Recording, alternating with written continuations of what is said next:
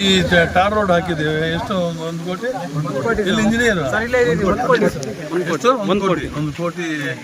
ಮತ್ತೆ ಒಂದು ಬ್ರಿಡ್ಜು MIನವರು ಬಂದಿದ್ದಾರೆ. ಕಾಲುವೆ ಇವಾಗ ಕಾಲುವೆಗೆ ಟೌನ್ನಲ್ಲಿ 5 ಕೋಟಿ ಹಾಕಿಸ್ತಾ ಇದ್ದಾನೆ. 3 ರೋಡ್ 3 ಕಾಲುವೆ. ಆ ಕಾಲುವೆಯಲ್ಲಿ ಇದು ಕೂಡ ಈ ಕಾಲುವೆ ಮಾಡಿಸ್ತೇನೆ. ಮಾಡಿಸಿ ಬ್ರಿಡ್ಜು ಇದರಲ್ಲೇ ಮಾಡಿಸ್ತೇನೆ. ಬ್ರಿಡ್ಜು ಅಲ್ಲೇನಪ್ಪ ಇಲ್ಲಿ ನಮ್ಮ ಇಂಜಿನಿಯರು ಶ್ರೀನಿವಾಸ್ ಏರ್ಪಾಟ್ ಆಗುತ್ತೆ. ಅದು ಸ್ವಲ್ಪ ನೀವು ಪ್ರಾವಿಷನ್ ಮಾಡಿ ಬೇಕಿತ್ತು ಆಗ್ತಾ ಕೆಲಸ ಕಂಟಿನ್ಯೂ ಮಾಡಿ ಅಲ್ಲಿ ಮಾತ್ರ ಪೆಂಡಿಂಗ್ ಇಟ್ಕೊಂಡು ಅದು ನೋಡಿ ಯಾವ ರೀತಿ ನಮ್ಮ ರೆಡ್ಡಪ್ಪನ ಬರ್ತಾರೆ ನೋಡ್ತಾರೆ ಯಾವ ರೀತಿ ಮಾಡಬೇಕು ಅಂತ. ಅಲ್ಲಿಂದ ಮಾಡ್ತಾರೆ. ಇಲ್ಲಿಂದ APMC ಅಲ್ಲಿಂದ ತಗೊಳ್ತಾರೆ. ಸರಿ ಇವರು ಕಾಲುವೆ ನೋಡ್ತಾರೆ. ಇದರಲ್ಲಿ ಅವರ ಟೋಪೋಗ್ರಫಿ ನೋಡಿ ಹಾಂ ಹೇಳಿಪ್ಪ. ನಮ್ಗೆ ನಾವು ಪ್ಲ್ಯಾನ್ ಮಾಡ್ತಾ ಇದ್ದೇವೆ, ಮಾಡಿದ್ದೇವೆ. ಇವೆಲ್ಲ ಆದಮೇಲೆ ಯಾವ ಟೈಮಲ್ಲಿ ಸ್ವಿಮ್ಮಿಂಗ್ ಪೂಲ್ ಆಗಬೇಕು ಅಂತ ನನಗೆ ಗೊತ್ತಿದೆ.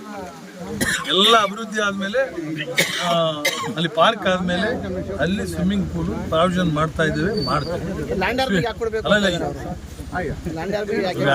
ಎಲ್ಲ ಅದು ನಮ್ಗೆ ಸರ್ಕಾರದ ಮಟ್ಟದಲ್ಲಿ ತೀರ್ಮಾನ, ನನ್ನ ತೀರ್ಮಾನ ಇಲ್ಲ, ರೆಂಚುವಾರಿ ತೀರ್ಮಾನ ಅಲ್ಲ. ಅದು ಸರ್ಕಾರದ ತೀರ್ಮಾನ ಏನು ಬಂದಿದ್ರು ಅದು ಪಾಲನೆ ಮಾಡ್ತಾ ಇದೀವಿ ನಾವು. That's all. ಮುನ್ಸಿಪಾಲಿಟಿಯಲ್ಲಿ ಇದ್ದಾರೆ ಇಂಜಿನಿಯರ್ಸ್. ಎಷ್ಟು ಜನ ಇದ್ದಾರೆ ಇಂಜಿನಿಯರ್ಸ್? ಒಬ್ಬರಾದ್ರೂ ಇದ್ದಾರೆ ಅಂದ್ರೆ ಆಯ್ತು ಬಿಡಿ. ಅದು ಯಾಕೆ ತಲೆ ಕೆಡಿಸ್ಕೊಳ್ತೀರಿ ನೀವು? ಒಟ್ಟಾರೆ ನಗರ ಅಭಿವೃದ್ಧಿ ಆಗಬೇಕು ಅಂತ ನನ್ನ ಒಂದು ಚಿಂತನೆ. ಬೇರೆ ಚಿಂತನೆ ನನಗೆ ಬೇಡ. ಸ್ವಿಮ್ಮಿಂಗ್ ಪೂಲ್ ಯಾವ ಸಂದರ್ಭದಲ್ಲಿ ಹಾಕಬೇಕು ಅಂತ ನಮಗೆಲ್ಲ ಗೊತ್ತಿದೆ. ಅವನು ಎಲ್ಲ ಸರ್ವತೋಮುಖ ಅಭಿವೃದ್ಧಿ ಆದಮೇಲೆ ಅದನ್ನು ಮತ್ತೆ ಸ್ಟೇಡಿಯಂ ಹತ್ರ ಇನ್ನೂ ಅಭಿವೃದ್ಧಿ ಕಾರ್ಯಕ್ರಮಗಳು ಇವಾಗ 4.25 ಕೋಟಿ ನಡೀತಾ ಇದೆ. ಇವಾಗ 4.25 ಕೋಟಿ ನಡೆಯುತ್ತೆ. ಅದಾದಮೇಲೆ ಅಲ್ಲಿ ಬ್ಯಾಡ್ಮಿಂಟನ್ ಕೋರ್ಟು ಇನ್ನೊಂದು ಎಲ್ಲ ಅಲ್ಲಿ ಲಾನು ಎಲ್ಲ ಆದಮೇಲೆ ಆ ಕೆರೆ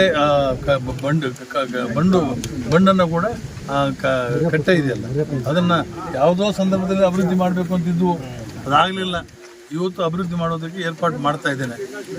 ಅದಾದಮೇಲೆ ಸ್ವಿಮ್ಮಿಂಗ್ ಪೂಲ್ ಇಲ್ಲಿ ಆಗಬೇಕು ಅಂತ ನಿರ್ಣಯ ಮಾಡಿ ಅದು ವಾಕಿಂಗ್ ಝೋನ್ ಮಾಡಿ ಅದು ಜನರಿಗೆ ಅನುಕೂಲ ಎಲ್ಲಾಗುತ್ತೋ ಅಲ್ಲಿ ಅದು ಸ್ವಿಮ್ಮಿಂಗ್ ಪೂಲ್ ಮಾಡೋದ್ರಲ್ಲಿ ನಾನು ಪ್ರಥಮ.